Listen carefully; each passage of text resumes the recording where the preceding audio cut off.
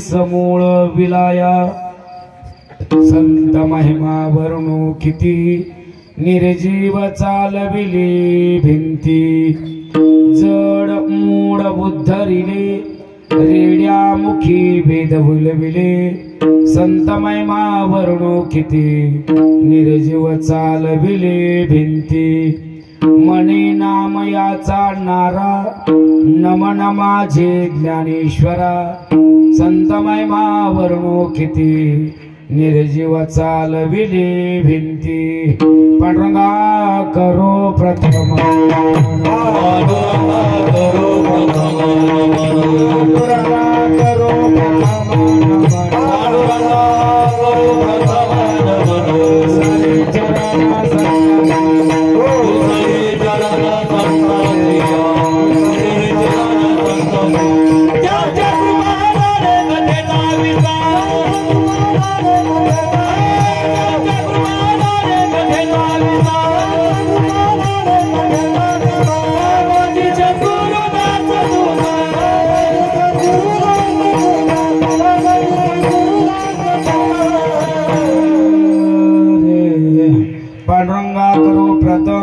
दुसरी चरण संतांच्या त्यांच्या कृपादाने कथेचा विस्तारू बाबाजी सद्गुरु दास तुका नमो ज्ञानेश्वरा नमो ज्ञानेश्वरा निवृत्ती उद्धारा सोपान दिवा मुक्ता बाई नमो त्रिभुवन पावनी आद्यत्री जननी देवाची शरण शरण एकनाथा पायी माथा ठेविला नका पाहू गुण दोष झालो दास पायाचा शरण शरण हनुमंता तुम्हा लोरा मधुता काय भक्तीच्या त्या वाटा मज गावया सुवटा मस्तक हे पाया मस्तक हे पाया वरे मस्तक हे पाया वरे मस्तक हे पाया वरे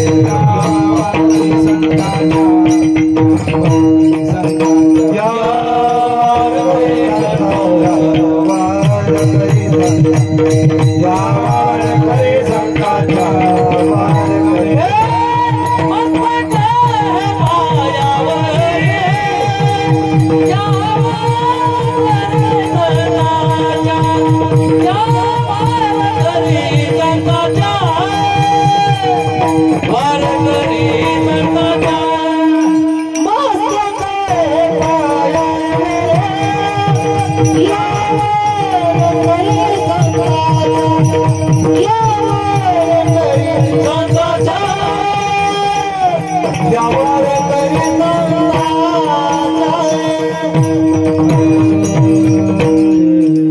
मस्तक हे पायावरी या वारकरी संतांच्या करजोडीतो कथे काळी आपण असावे जवळे ज्ञानदेव म्हणता माया ज्ञानदेव म्हणता माया गेली समूळ विलाया संत महिमा वर्णो किती निर्जीव चालविली भिंती आपला चालू असलेला या वर्षी अखंड हरिनाम सप्ताह अधिक शिव महापुराण कथा सुंदर असा सुयोग या परिसरातील शारदा नगर अधिक असणार शंकर नगर आंबट ही सर्व मंडळी मी नेहमी सांगत असतो नगरामध्ये कार्यक्रम करणाऱ्याला खूप अवघड असतं कारण ही 12 गावची 12 सगळे मिळून झालेली 13 इथे एका गावातली नाही एका घरातली नाही एका विचाराची नसतात गावठाण म्हटलं की तिथं तरी कुठंतरी संबंध असतो गावकीचा बांधाला वाहन शेतीला शेती विहिरीला विहीर बोर याच्या लाईनीहून त्याची लाईन गेलेली इथं काही घेणं नाही कामानिमित्त तुम्ही आम्ही आलो कुठंतरी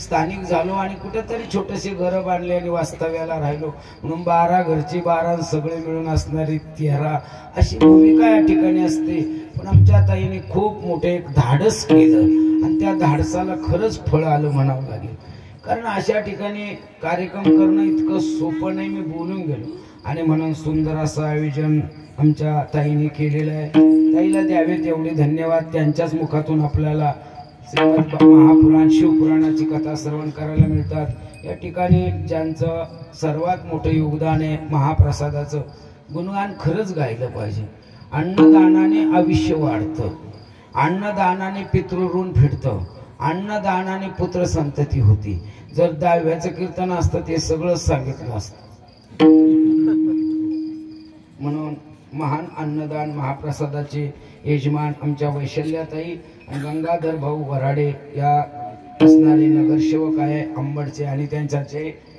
भद्रा ग्रुप एक स्वतंत्र असणारा ग्रुप आहे, त्यांच्यातर्फे अन्नदान आहे आणि इतर मंडळीने अन्नदान करतात, त्यांच्याही चरणी कोटी कोटी प्रणाम. नसतं एकट्याचंच नाव घेतलं आमचं घेतलंच नाही, तुम्ही तेवढ्याच अधिकाराच्या. प्रत्येक अन्नदान हा श्रेष्ठ आहे. आपल्या परीने अन्नदान केलं पाहिजे. एखाद्याची ऐपत मोठी आहे तो मोठं करील, एखाद्याची ऐपत छोटी आहे तो छोटं करील, पण कमीत कमी 5 तरी वारकरी जेव घालतात हेच यातलं भूषण आहे. आणि म्हणून या ठिकाणी कार्यक्रमाकरता आवर्जून असणारे आणि ताईवर प्रेम करणारे आम्ही सर्व वारकरी बांधव, त्यात मुकुंद महाराज असेल आणि त्याचप्रमाणे चिरंजीव समर्थ असेल, गायनामध्ये शरद महाराज काळे, दीपक महाराज मते, तुकाराम जाधव, मधुकर येडके, सगळी मंडळी आणि आईने स्थापित केलेली आमची वारकरी शिक्षण संस्था. मी याच्यावर एवढंच बोलेल की खरंच वारकरी संप्रदायामध्ये एक काळ असा होता की चूल मूल याच्या व्यतिरिक्त तुम्हाला कुठेही बसण्याचा अधिकार नव्हता. पण जेव्हापासून या वारकरी शिक्षण संस्था तयार झाल्या, कुठंतरी बहिणाबाई, मीराबाई, जनाबाईचे विचार माता भगिनीला अंतःकरणात ठसवले आणि त्यातून साकार होऊ लागल्या त्या वारकरी शिक्षण संस्था. आणि हीच वारकरी संप्रदायाला मिळालेली मोठी देणगी आहे.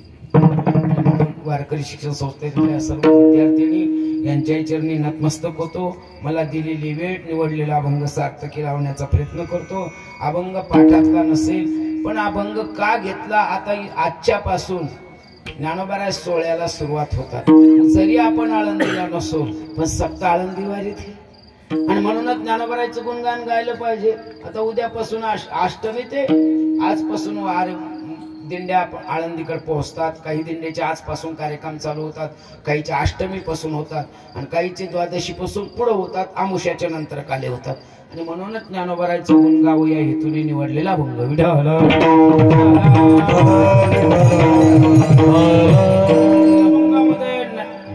वारकरी संप्रदायामध्ये लढीवाळ उपासक असणारे आणि कायमस्वरूपी पंढरपुरात वास्तव्य असणारे नामदेवराय यांचे सुपुत्र ज्ञानोबारायांचं वर्णन करतात. ज्ञानोबारायांच्या जीवनातल्या 3 शक्ती प्रतिपादन करतात. 3 शक्तीचं वर्णन करतात. कर्तुम, अकर्तुम आणि अन्यथा कर्तुम. कर्तुम शक्ती सांगतात रेड्याला बोलवलं, अन्यथा कर्तुम अकर्तुम शक्ती सांगतात भिंत चालवली, आणि अन्यथा कर्तुम शक्ती सांगतात मायाला घालवती. अशी ही शक्तीचं वर्णन केलेला भंग.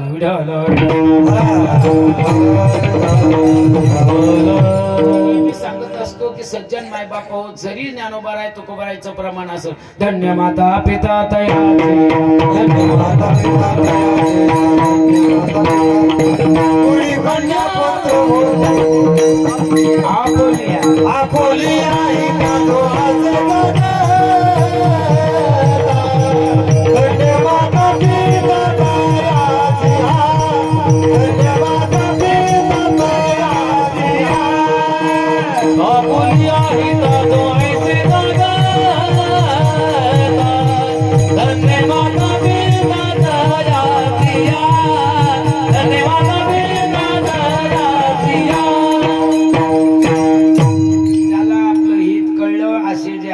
ते धन्य. आईलाही धन्यता मिळावी, वडिलालाही धन्यता मिळावी ही इतकं सोपं नाहीये. आईलाही धन्यता मिळावी, वडिलालाही धन्यता मिळावी इतकं सोपं नाही. काही बापामुळं पोरं बिघडतात आणि काही पोरामुळं बाप बिघडतो. तुम्ही म्हणाल पुराणातलं सांगा, अहो पुराण तुका म्हणे नाही विश्वास ज्या म्हणे पहावे पुराणी विचारुणी. सज्जन माय बापा, भागवत नावाचा ग्रंथ डोळ्यासमोर आणा, इतर ग्रंथ डोळ्यासमोर आणा. देवाचा राजा इंद्र आहे आणि इंद्र रामायणामध्ये खोल पर्यंत गेला आणि आत्महित करायचे ऐवजी आत्महित न करता अनहित करून घेतलं आणि आईलेच्या माग लागला. बाप वाया गेला तर त्याचं पोरगही त्याच्या पोटी जन्माला वाया जाणारच जन्माला आलं. म्हणून एक म्हण आहे, बाप सवयी बेटा. बाप बेकार तर मुलगाही बेकार. कोण? इंद्राचा मुलगा आहे जयवंत, त्याने कावळ्याचं रूप घेतलं. आमची जगन्माता सीता पंचवटीमध्ये स्नानाला बसली असता कुलवधू लपे आवेशाते तिला उघड पाहण्याकरता तिचे कपडे पळून गेले. कोणामुळं पोरग बेकार झालं? बापामुळं. मग बापाला असली पाहिजे ना. काही ठिकाणी बाप चांगला आहे पण आई बेकार आहे. कश्यप आणि दिती, कश्यप नावाचे ऋषी आहे, पण तिथी नावाची पत्नी पती सारखी वागली नाही. पती मस्त महाराज आहे, पण पत्नी नुसती म्हणून घेते महाराजीन बाईन बॉम्बलाकडे जाईल. पतीच्या मता अनुसरून पतिवर्ता ज्ञानोबराय म्हणतात. या न्यायाप्रमाणे कश्यप ऋषी, पण पत्नीला कश्यप ऋषीच्या विचारासारखं वागता आलं नाही. त्याच्यामुळे एवढा परिणाम झाला. 2 मुलं जन्माला घातली, पण दोन्ही राक्षस. कश्यप ऋषीच्या कुटुंबामध्ये काही आपल्या त्या असणाऱ्या पत्नीमुळं कैयादूमुळे हिच्यामुळे 2 पुरं जन्माला आले, हिरण्यकश्यप आणि हिरण्याक्ष. पण हिरण्यकश्यप बेकार आहे, पण त्याला बायको मिळाली ती कैयादू, ही भगवत भक्त. ही पहिल्यापासून चालत आलेले. माणसं काय करतात, फक्त श्रीमंताकडे पाहून पोरगी देतात, पण त्या पोरग चांगल्याकडे पाहत नाही, भरपूर प्रॉपर्टी पाहतात. अरे भरपूर म्हणजे भरपूर प्रॉपर्टी पाहून सुद्धा सीतेच्या बापाला दुःख वाटलं, पण सीतेनं वाटू दिलं. अरे जिचा बाप राजा आहे, जिचा सासरा राजा आहे, जिचा नवरा राजा आहे, लग्न झाल्यावर 14 वर्ष नवऱ्या पाठीमाग वनवासात निघून गेली, कमी होतं का? श्रीमंताला पाहून देऊ नका, आचारवानाला पाहून द्या. जमीन बी पाहिजे, नोकरीला पाहिजे, पोरगी शेतात नाही गेली पाहिजे. मग का पाण्यात बसून झोका द्यायचा का तिला? झुगाळा झुरेन पप्पी हो रे. बऱ्याच आईची हीच इच्छा आहे, कारण सुभाषितकारांचं मत सुद्धा तसंच आहे. सुभाषितकार म्हणतात, प्रिता श्रुतम बांधव कुलमिच्छती मित्राजनो मिष्टान्न भक्षती. वडिलाची इच्छा आहे पोरग शिकेल पाहिजे, मायबापाची. बरं त्याच्यामध्ये मला सरळ सुभाषितकाराचं शुल्क सांगून वेळ घालायचा नाही.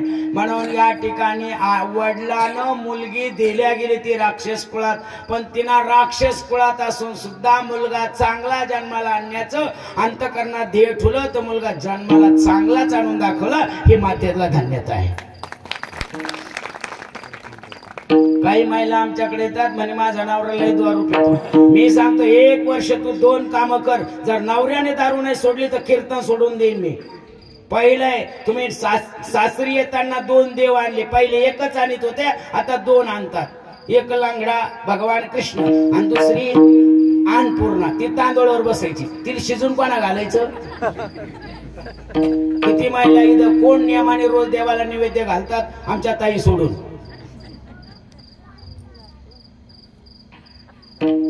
कशाला आणले तुम्ही ते देव? ते आमच्या जवळ आम्ही गंगेत टाकितो, नसा पितळ करून त्याचा एक मोठा रामकृष्ण हरी करून घेतो, घरात टिपा आमच्या स्वट्या. कसा पती बदलानो? अरे ज्या घरामध्ये रोज देवाला नैवेद्य दाखवला जातो, जी बाई रोज नेमाने तुळशीला पाणी घालतात, त्याचा परिणाम तिच्या पतीवर झाल्याशिवाय राहत नाही. एक ना एक दिवस तो तुझ्या विचाराने वागल्याशिवाय राहणार नाही.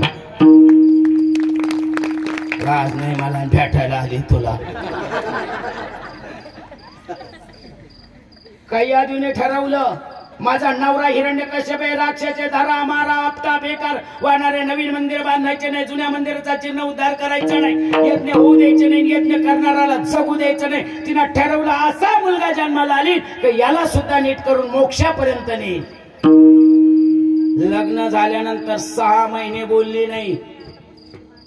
इथं लग्नाच्या आधीच मोबाईल दिला जातो. 6 महिने बोलले नाही. वाईट वाटलं हिरण्यकश्यपाला, आणि त्याने कैयोद्याला विचारलं, कैयादू आपल्या लग्नाला 6 महिने होत आले, पण तुम्हाला कधी बोलत नाही, भानगड काय? की म्हणले बोलण्यासारखं तुमच्याकडं काहीच नाही, फक्त संसार करण्यासारखं आहे. त्याने सांगितलं तुम्हाला काहीतरी सांग, मी बदलायला तयार आहे. ती म्हणली मग काही गोष्टी समाजात सांगायच्या नसतात. जसे माझे तुकोबरा वैकुंठाला जाताना एक वचन दिलं होतं अर्धांगीला, की जेव्हा मी निघून जाईल तेव्हा तुला विचारल्याशिवाय जाणार नाही. कारण घटना अशी घडली होती, काही महिला बसल्या आणि जिजामातेने सांगितलं, जिजे जरा डोक्यावर भान ठेव, जरा विचारपूर्वक वाग, सारखंच तू पतीच्या मागं लागते, तू विचार कर. अगं तुला माहित नाही या घराची परंपरा, अगं अखंड वारी करणारा पती तुला मिळालाय, आज सर्वस्वाचा त्याग करून देवाच्या मागं लागलाय. जरा गोड बोल, चांगला वागा रे, तुझ्या पोटी संतती आहे, मुलं बाळ आहे. आणि तुला सांगते, अगं या रागानं, या वैराग्यापोटी त्यांचा एक भाऊ सावजी काका निघून गेला. आणि एक भावाने टाळ घेतला, कीर्तन केलं नाही, पुढे गावे त्याचे धरावे द्रुपद, सारखा भजनात तुकोबारायच्या पाठीमागे उभा राहतो कान्होबा. राहिला तुझा पती संसार करतोय कसा तरी, पण परमार्थ चांगला करतोय ना, तू त्याला गोड बोल. जर तू सारखी बोलतच राहिली, जर तू सारखी बोलतच राहिली आणि जर निघून गेला तर, पती जर घरातून निघून गेला तर तुला देहू गावात राहणं मुश्किल होईल. अरे पती कसा का असेना पण त्याच्या आड दडता येतं, त्याच्या आडून कोणाची हिंमत नाहीये बोलण्याची. आई ढसा जिजामाता रडली आणि दुसऱ्या दिवशी काकड्याला जाताना हात जोडले. तुकोबारायला ऐका, 2 टायमाचं जेवण मी घालील, वर्षात 2 ड्रेस तुम्हाला घेईल, तुमच्या परमार्थाला इथून पुढे कधीही विरोध करणार नाही. 2 टाइम जेव घालील, 2 टाइम ड्रेस घेईल, तुम्हाला परमार्थाला विरोध करणार नाही. राब राब राबीन आणि संसार उभा करीन. फक्त एकच मागणं आहे, तुम्ही फक्त मला सोडून जाऊ नका, जाताना मला सांगून जा. याला म्हणतात, आमच्या म्हणते कुठं जाय कुठं मर पण पाकिट घेऊन ये. पैसे मी नेऊन देतो, किराणा मी भरून देतो, रोज 1 टाइम लोकांच्या घरी जेवायला जातो, तरी मी शा खातो.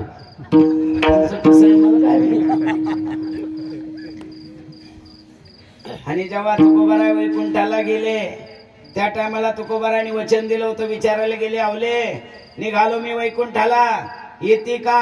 एवढ्या माणसामध्ये तिला म्हणता येत नव्हतं, तिच्या उदरात नारायण महाराज होते. तिनं सांगितलं तुम्हाला जायचं तर सुखाने जा, पण माझी म्हैस यायला आली. आणि पहिल्यापासून महिलांना एकामेकावर घालून बोलण्याची सवय. एखाद्याच्या नवऱ्याचं आणि आपल्या नवऱ्याचं पटलं नाही, तो जर गल्लीतून चालला, असे कुत्रे किती काय हिंडते. म्हैस यायला झाली नाही, 3 महिन्याचा उदरा नारायण महाराज होता आणि सासूनं घेऊन घेतलं होतं, तुझी वारी कोण करीन, तुझी वारी कोण करीन. अगं मी वारी बंद पडू शकणार नाही, म्हणून नारायण महाराजांनी तुकोबारायची वारी केली, म्हणून कुस सांगावे. म्हणून कैयादूने ठरवलं त्याला काय बोलायचं. त्याने विनंती केली, मला सांगते म्हणली, एकांतात सांगते. आणि जेव्हा एकांतात रथावर बसून वनामध्ये गेले आणि सांगितलं मला तहान लागली, पाणी आणायला जा. पती जेव्हा पाणी आणायला जातो, जिथं पाणवठा होता तिथे एक मोठा दगड होता आणि तो असा लोटलेला होता. का? त्या दगडावर नारायण लिहिलं होतं. बरीच माणसं नीट बसतच नाही, सकाळच्या जागेवर जरी बसले तर त्या पाण्यात डब्यात टुकुक टुकुक करतील. भोले बाबा तपश्चर्याला आले, बसता बसता त्यांनी आवडीचं नाव लिहिलं नारायण. आणि त्याचं ब्रीद होतं हिरण्यकश्यपाचं नाव घेऊन येते देवाचे. हे ब्रीद हिरण्यकश्यपाचे माझ्या राज्यात कोणी दगडावर नाव कोरलं म्हणून असं लोटलं. लांबूनच बाईनं ओळखलं, माझा नवरा विनाकारण दगडाला का लोटतो. काहीतरी असलं, त्याला म्हणते विचारपूर्वक असणारी विचारवान स्त्री. लक्ष ठेवलं पाहिजे. म्हणून पांडुरंगाच्या माग रुक्मिणी लक्ष ठेवायला कुठं कुठं जात होते. लक्ष ठेवत नाही, त्याला मी काय करू. कुत्र्याच्या माग मांजर लागते, मांजरीच्या माग कुत्र, मांजरीच्या माग पळत पळत, पण एकदा का मांजरे फिस, कुत्र म्हणते चला फिसकत जा. कधीतरी जिथं जिथं चुकतो तिथं तिथं त्याला वाटवर आणत जा. महिला इतकं भाग्यवान कोण नाहीये महाराज. मी नेहमी सांगतो, यात्रेला महिला जास्त, अंत्यविधीला महिला जास्त, लग्नाला सुद्धा महिला जास्त, कीर्तनाला सुद्धा महिला जास्त, ढाब्यावर सुद्धा महिला. आता कशी माना राहिली. आपल्याजवळ असले पैसा येतो, त्यांच्याजवळ येत नाही का? त्यांच्याजवळ बी येतो, पण त्या असं वाईट मार्गाने खर्च करणार नाही, हेच त्यांची शिकवण आहे.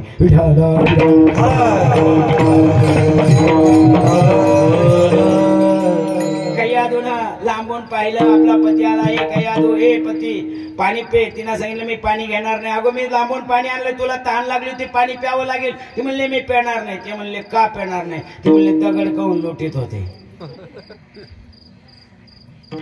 त्याला कोणाचं नाव घ्यायचं नव्हतं, देवाचं. ही म्हणली तुम्ही जोपर्यंत दगड का लोटीत नाही सांगत नाही तोपर्यंत मी पाणी पेत नाही, चला वापस. ती तुम्हाला म्हणली होती मी तुला एकांतात काहीतरी सांगन म्हणून तुम्हाला हे म्हणले होते, पण मग तुम्ही मला पाणी पाजायला तयार आहे ना, मग पाणी पाजायचं काहून दगडाला लोटीत होते, काय केलं होतं त्या दगडानं तुमचं मधी? ते काहीच नव्हतं केलं, दगड जिथल्या तिथंच होता, त्याच्यावर नारायण लिहिलं होतं. बस डोक्यात फिट करून घेतलं. याने काय घेतलं देवाचं नाव. मग प्रत्येक टायमाला जेवायला वाढताना सुद्धा कमी वाढला वाढ ना, मग काय लिहिलं होतं नारायण लिहिलं होतं ना तिथं वाढ. खाता हरी बोला गाता हरी बोला, तर मुलगा चांगला जन्माला आणून दाखवला, हेच भूषण स्त्रीच आहे. पण इथं फक्त मातेला धन्यता आहे, पतीला म्हणजे पित्याला नाही ना. तुकोबाराय ज्ञानोबारायचे जर विचार डोळ्यासमोर आणले, आई धन्य लागतील, बापही धन्य लागतं. ज्याची आई धन्य आहे, ज्याचा बाप धन्य आहे, त्याच्या पोटी जन्माला येते संतच. पवित्र ते कोळा पावन देश, कोळा पावन तो देश, पवित्र ते कोळा पावन तो देश, ते हरिचे दास जन्मले, ते हरिचे दास जन्मले, पवित्र ते कुळ पावन तो देश, ते हरिचे दास जन्म घेते, ते हरिचे दास जन्म घेते.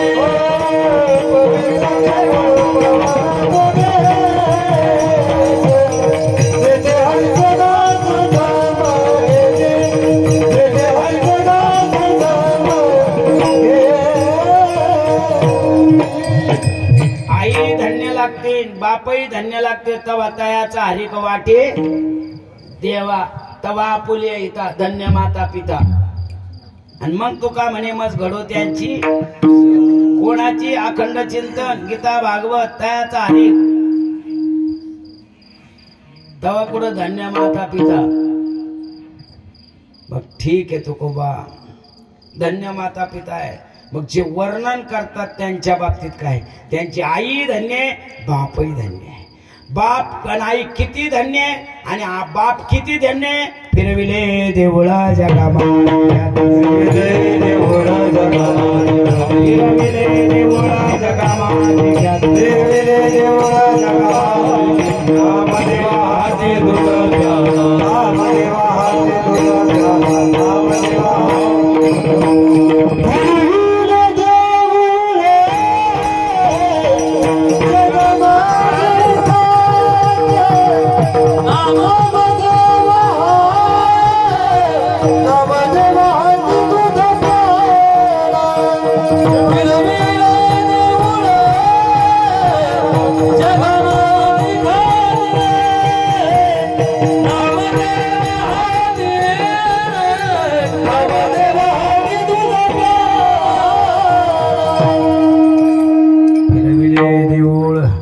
बापाची ताकद आहे.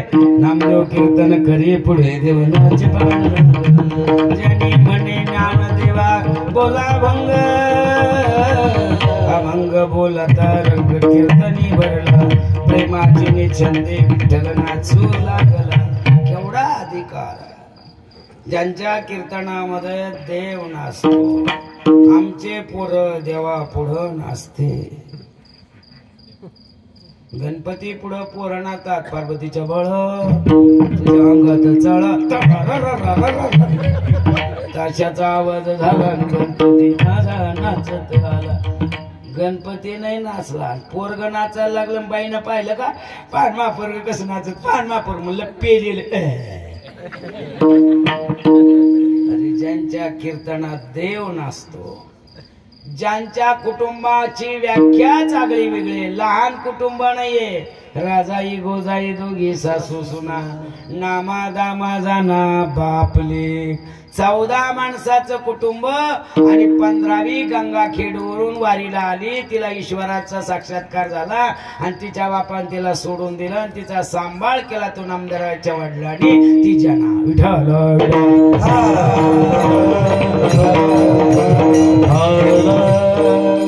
ती जनाबाई म्हणते ज्ञानदेवा बोला.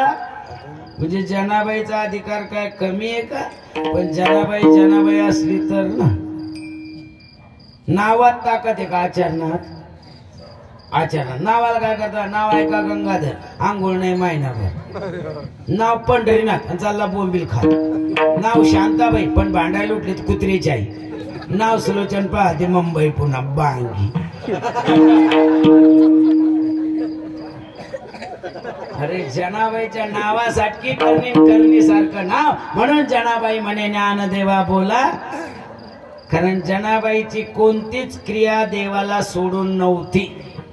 कोणतंही काम करताना देवाला हाका मारल्याशिवाय राहत नव्हते आणि देव तिला करू लागल्याशिवाय राहत नव्हतं. पाळणे जरी म्हणायला लागले तर मधुसूदन पार्वती नंदना बाळा जुजुरे.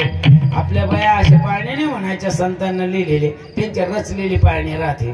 पहिल्या दिवशी जन्मले बाळ, पहिल्या दिवशी जन्मले बाळ, बाळाने खाल्लं या रत्ताळ, बाळाने खाल्लं या रत्ताळ, दुसऱ्या दिवशी हागलं पातळ. कशाला देव येईन तिथं?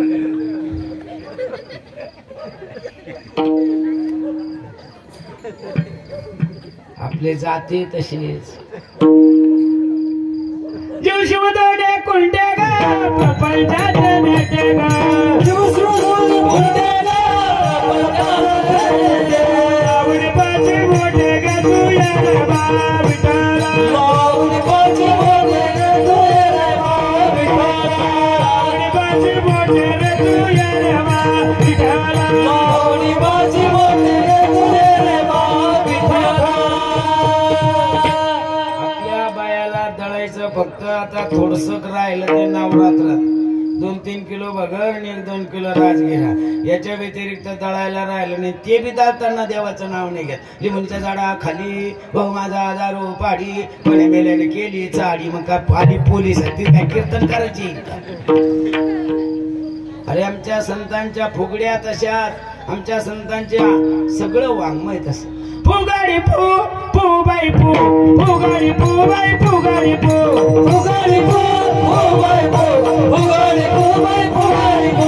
परब्रह्म तू विषावरी तू, परब्रह्म तू विषावरी तू, फुगाडी फू फू बाई फू, फुगाडी फू, फुगाडी फू बाई फुगाडी फू, फू बाई फू, फुगाडी फू, फुगाडी फू बाई फुगाडी फू.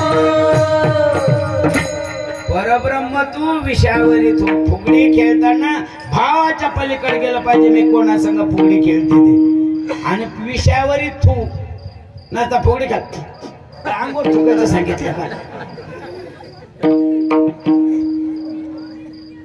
लाज नाही मला बॅटायला आली तुला.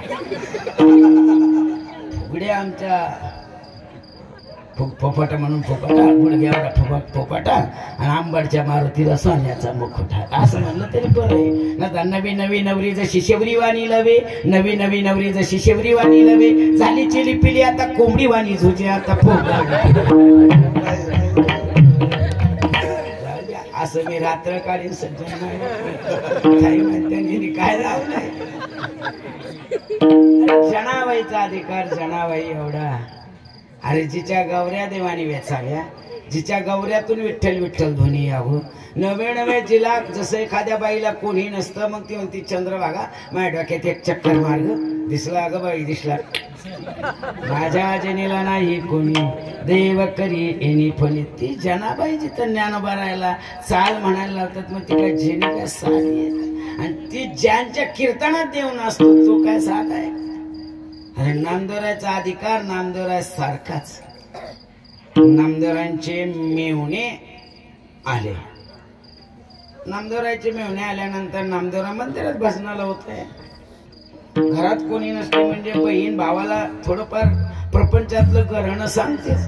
म्हणून नामदेवरायची अर्धांगी आपल्या भावाला सांगायला लागली, दादा काही खरं नाही रे, तुझा मेवणा फक्त घेतो येईना आणि देतो याना. तो फक्त भजनच करतो. माझ्या मायबापे बरे नाही केले, पदरी घातले भिकाऱ्याच्या. बरंच ग्रहण करायला लागले. तेवढ्यात नामदेवराय येतात.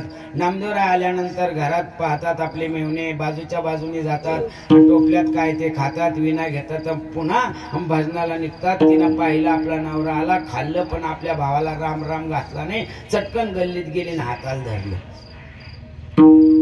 नका काही म्हणू पण कमीत कमी राम राम तर माझ्या भावाला घालायचं ना. नका बोलू तुम्ही पण राम राम घालायला काय होतं.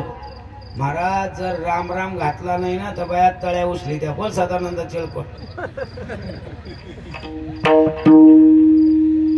ती आपल्यासारखीच होती. वाईट वाटलं तिला आणि तिने सांगितलं का राम राम घातला नाही. नामदेव आपल्या पत्नीला उपदेश करतात. नामा म्हणे कांते राम हृदयात साठवून या तृप्त झालो आम्ही. अरे आम्ही रामाला साठवलं त्याच्यामुळे आम्हाला राम राम घालायची गरजच नाही. पण हा उपदेश तिला कुठं पटतो. तिच्या त्या दिवसापासून डोक्यात एकच राहिलं. माय भावा राम राम नाही घातला, माय भावा राम राम नाही घातला, माय भावा राम राम नाही घातला. बाईचे जेव्हा हत्यार संपत ना तेव्हा एकच हत्यार असतं. त्याला कामाला लावण्याकरता मध्यस्थी कोणाला सांग. नामदेवराय भजन करायचे. दामा शेटजीला तिने सांगितलं आपल्या सासऱ्याला मला एवढं कळतंय 4 मुलं आहे, 4 सुना आहे, आपल्याकडे दाशी म्हणून जनी आहे आणि तुमची पत्नी म्हणजे माझी सासूबाई आहे. एवढे मोठे घरामध्ये कुटुंब आहे. फक्त काम धंदा कोणीच करीत नाही, फक्त तुम्ही एकटेच करतात. सासरा म्हणलं नाव इलाज आहे, आपण गेल्यावर काही करतील ते. पण नाही, पिकलं पान केव्हा गळून जाईल सांगता येत नाही. मग तुमचा नातवावर अधिकार नाही पण मुलावर अधिकार नाही. तुम्ही सांगा ना मुलाला आता मी थकलो म्हणून तुम्ही बाजाराला जा. वाईट वाटलं दामा शेटजीला. खरंय सोनानं सांगावं ना आपण ऐकू नये. म्हणून त्याने नामा शेटजीला बोलून घेतात. नामा काय बाबा काही नाही रे, माझं असं मत आहे की तुम्ही आता भजन करू नये असं म्हणणं नाही पण कामामध्ये काम. काही म्हणा राम राम जाईल बहुश्रम सुख होईल दुःखाचे, कामात भजन करावं. म्हणजे तुम्हाला म्हणायचं काय काय नाही, थकलोय मी आता. पिकलं पान केव्हा गळून जाईल सांगता येत नाही रे. हाताच्यानं माझ्याच्यानं बाजाराचं गठुडं डोक्यावर घेऊन बाजाराला जाता येत नाही. म्हणून तुम्हाला असं माझं म्हणणं आहे की तुम्ही बाजाराला जात जाऊ.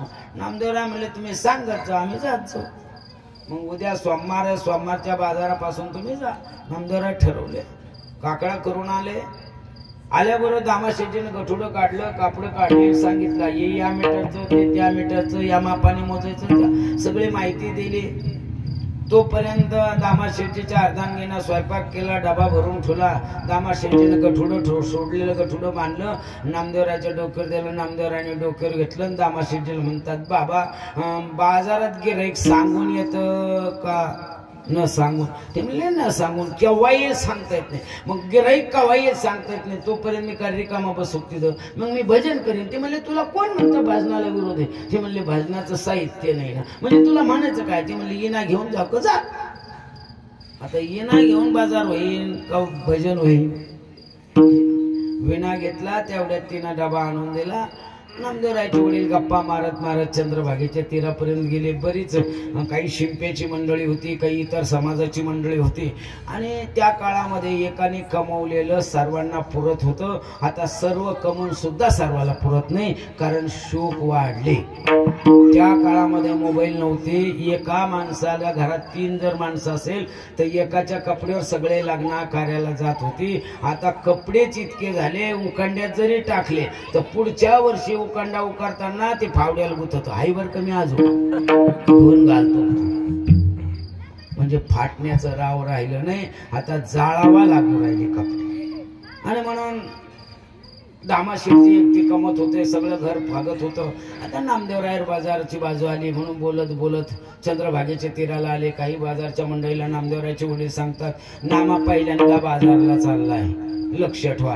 आमची जिथं जागा आहे ना तिथंच त्याला बसू द्या. आमचं गिऱ्हाईक इकडं तिकडं ओढू नका. आमचं नामदेवरायला शिकवा बरं का. आम्ही तुमच्या भरोश्यावर बाजारला पाठवतो. त्या टायमाला एकामेका सहाय्य करून अवघा धरू सुपंथ एकामेकाला सहाय्य करत होते. यदा कदाचित एखाद्याची जर पेरणी लांबली ना तर त्याला पेरायला जात होते. त्याला इर्जी म्हणत होते. आता पेरायला तर जायचे नाही पण त्याचे रात्रीच फारुडे काढून आणते काही शिराई. आता सहाय्य करण्याची वृत्ती संपत चाललेली आहे. मंडळी दामा शेट्टीनं सांगितलं निघून गेले. पुढे गेल्यानंतर पानवथ्याला सगळ्या बाजार करून सांगितलं नामा आम्ही सगळे या ठिकाणी नेहरी करतो. नेहरी करून एकदा बाजारात गेलं की संध्याकाळपर्यंत भाकरीचं नाव घ्यायचं नाही कारण गिऱ्हाईक आलं तर त्यांच्या देखत खाता येत नाही. ते म्हणले चालेल की लागा एकामेकाला उचलू. एकामेकाला टेकलं खाली सगळ्यांनी भाकरी खाल्ल्या. नामदेवरायला विचारलं नामा आता लागायचं तुला उचलू. ते म्हणले तुम्ही पुढं चला मी मागून येतो. ते म्हणले भानगड का. ते म्हणले आमचा नेहमी ज्याची खावी पोळी त्याची वाजावी. टाळी. ज्याचं पंक्तीला जेवलं सप्त्याचं ते कीर्तन ऐकायला यावं लागत हो. नुसतंच पंगत जोडायची नाही जमत सप्त्यातली. म्हणून आम्ही आता खाल्लंय ना तर मग आम्हाला पंचपदी करायला. ते पंचपदी किती म्हणजे 5 अभंग म्हणतो येतो तुमच्या माग. आता नामदेवरायचे 5 अभंग म्हणजे ब्रह्मानंदे लागली टाळी कोण दे हाते सांग. नामदेवरायला आठवणच राहिली नाही. संध्याकाळ दिवस माळाला लोक वापस आले. नामा भानगड काय तेव्हा नामदेवरायच्या लक्षात आले बा आता काय करायचं. ते म्हणले आले देवाजीच्या मना. दामा शेटजीला काय सांगत ते म्हणजे सांगायचंच नाही. कपड्याचं गठोडं सोडलं, कैची काढली, 1.25 मीटरचे तुकडे काढले, जेवढे दगड होते तेवढ्या दगडाला बांधलं. नामदेवराय घरी आले, हातपाय धुतला, विणा घेतला, मंदिरात निघून गेले. दामा शेटजी आपल्या पत्नीला विचारतात का ग नाम्या आला. ते म्हणले नामा आला की. मग पुढे ते म्हणले भजनाला गेला. ते म्हणले तुमच्यासारखा महानाम्या नाहीये. महानाम्या पहिल्यांदाच बाजारला गेला तर चिरगुट वापस नाही आणलं. तिने पैसे कुठे म्हणले माझ्याजवळ दिले नाही. दामा शेट्टी म्हणतात पोरग कोणाचं आहे.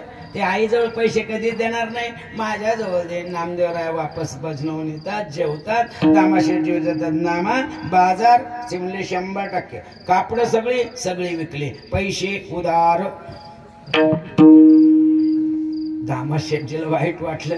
ते म्हणले आता उद्या बी पुन्हा याला बाजारला पाठवलं आहे ते घरातले कापडे इकीन मग पुढं काहीच राहायचं नाही नगदी आणायला. ते म्हणले भाऊ व धरी तूच गोळा कर. ते म्हणले मग मी काय करू. ते म्हणले आता 8 दिवस तू भजन कर आणि तेव्हापासून 7 दिवसाचा सप्ताह.